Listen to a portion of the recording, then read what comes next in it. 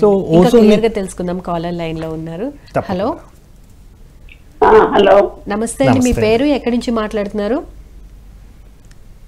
అనంతపురం అండి. మీ పేరు చెప్పండి. పాదాలంతా మంట.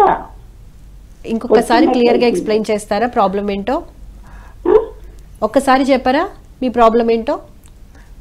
అదే పాదాలేండి. పాదాల మంట. ఓకే అమ్మా, మీ వయసు ఎంతమ్మా?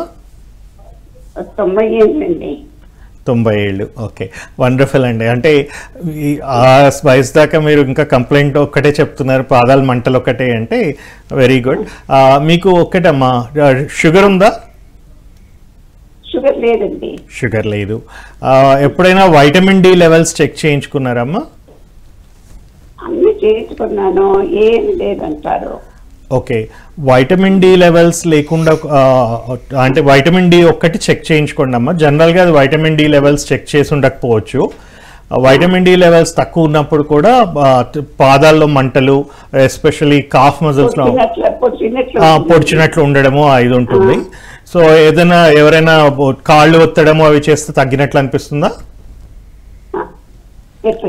కాళ్ళు ఒత్తితే మీకు ఎవరైనా అంటే కాళ్ళు పట్టుకోవడము లేదా కాళ్ళు కాపడం కానీ చేస్తే తగ్గుతుందా మీకు? అదే కాబట్టి అందుకే చెప్తున్నానమ్మా. సో అది రక్త ప్రసరణతో సంబంధం లేకుండా మెయిన్గా వైటమిన్ డి లెవెల్స్ తగ్గడం వల్లే ఉంటుంది.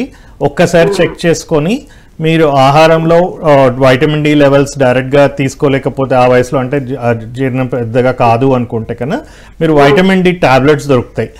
అవి రోజుకి 10,000 IU అని దొరుకుతుంది అనమాట, 10,000 యూనిట్లు ఉన్నది.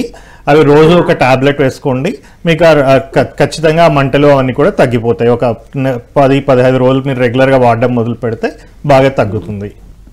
ఓకే డాక్టర్ గారు చెప్పండి, రాసుకుంటాను. వైటమిన్ డి టాబ్లెట్స్ అమ్మ, డి రైజ్ అని కానీ అంటే పేర్లో ఏదైనా పర్వాలేదు.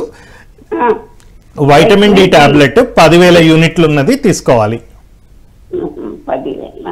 10,000 ఇంటర్నేషనల్ యూనిట్స్ అంటారు, IU అంటారు. అవి రోజు వాడండి,